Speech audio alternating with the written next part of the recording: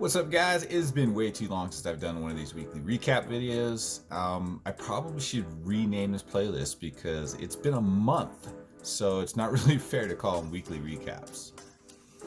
So the last weekly recap video I did, I got really bummed out on, man. YouTube blocked it, dude. I got a copyright claim, and YouTube shut the video down, blocked it 100%. I was like, you got to be kidding me, man.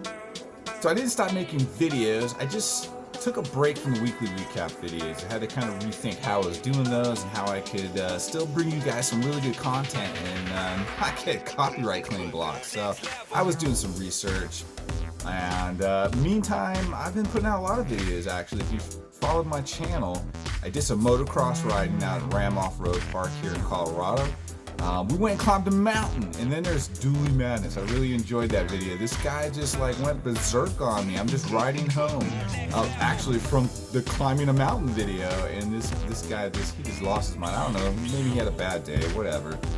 Not really sure. And then I made a video. I'm giving away a free t-shirt. So go to the channel, check out the video. There's still time to enter to win a free t-shirt. And then last but not least, I went to Denver Supercross with the whole family, and that was a great time. Made a video about that. Got to see some great racing and some wonderful vintage motorcycles. It was pretty cool. So we've been busy. We just haven't pumped out any new weekly recap videos, but here we go. Let's get started, man. Let's jump right into Supercross. So this is James Bubba Stewart. If you don't know who this guy is, he's the reason why everybody tries to do this with their motorcycles. The Bubba Scrub was born out of pure necessity and my desire to win. He's the inventor of the Bubba Scrub, which is pretty amazing. And let's listen to him talk about Eli Tomac in Supercross. In reality, when I watch the races, like I don't understand why Tomac doesn't win every single race. I couldn't agree more. I don't know how a guy can be so dominant, so fast, so next level to everybody else on the gate, and then have nights where he's not even in the top 5. It doesn't make any sense to me. Let's take a look at the Denver Supercross. So before Denver was Nashville.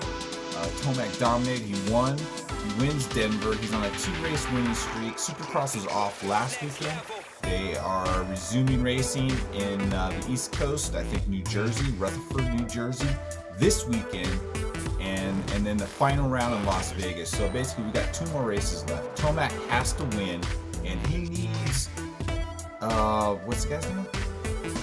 He needs Cooper Webb needs Cooper Webb to do something he hasn't done all season for the most part, and that is have a bad night.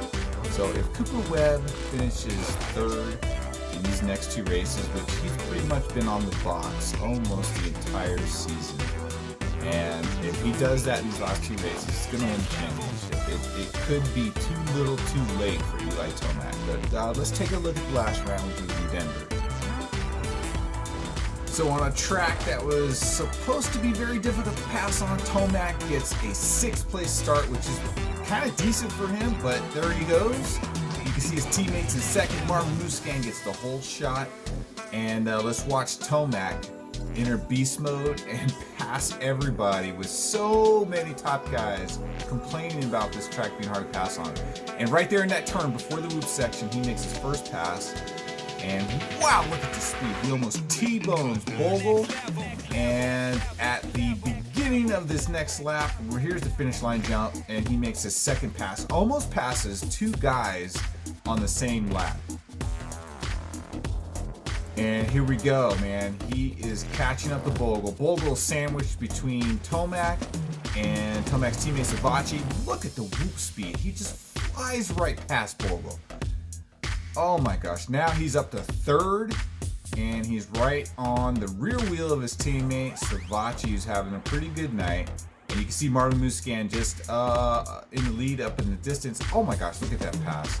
He almost takes his teammate out. He still triples out of the turn. That was just crazy. I mean, at this point, the guy is just on rails. And Marvin, you're going to get caught. He's about 3 seconds back at this point. And, you know, I mean, you could just tell that he's going to catch up to Marvin. And where would you make a pass on Marvin Muscan? But the whoop section.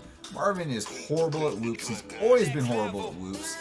And the only time the whoop section is Marvin's friend is when they break down, and jumping through the whoops is actually faster than skimming. If you can jump through the whoops, Marvin's the guy. But if you have to skim, Marvin's never been very good at that. Look at the wheelie. Oh my gosh, man, that was a great race. Now, I just don't understand how this guy can be this good and still have nights where he doesn't even make the top 5. I mean, how does that happen? Anyway, he was my pick to win the Supercross title this year. He's been so close. He's won the most races. I think the last 2 years he's won more races than everybody else, but his bad nights are so horrifically bad that he loses too many points. Okay, so I'm almost done. I'm gonna leave you guys with a news story that I got off of motorcyclenews.com. It's a great website. Check it out, man. They've got new bikes, and they've got road tests and reviews, and just a lot of great content. So check out their site if you haven't already. And let's take a look at these two losers. So this title of this news story is a little bit misleading. It says 11 years for a pair who profited from €1 million of stolen vehicles. And I think what's really interesting is that by reading the title, you kind of believe that both these guys got 11 years, but the reality is one dude got 7.5, and then the other dude got 3.5. I guess he was charged or found guilty of lesser crimes than his partner. The point is, in America, not too long ago, we used to hang people for being black. We also used to hang people for stealing horses. As far as I'm concerned, these two guys are like horse thieves, and we should just hang them. So if you read the article, it sounds like they stole a couple of Sprinter vans, and then they used the Sprinter vans to steal motorcycles. You know, and judging by the pictures, and you never really want to judge people by pictures alone, but they have been found guilty, charged with crimes and found guilty and going to jail. Let's just, you know, just hang up. Okay, that's it for this weekly recap. Next week, seriously, next week, not next month, not 2 weeks from now, next week, we will break down MotoGP, World Superbike, which has really just become the out there Batista show, and hopefully this weekend's round of AMA Supercross, and that will leave us with run round going into Las Vegas. Man, it should be interesting. I hope my preseason prediction of Eli Tomac win the championship comes true, but it's looking kind of too little too late, but we'll see what happens. So we got 2 more races, should be exciting. And yeah, we'll catch you guys next week. Don't forget to check out my free t-shirt video.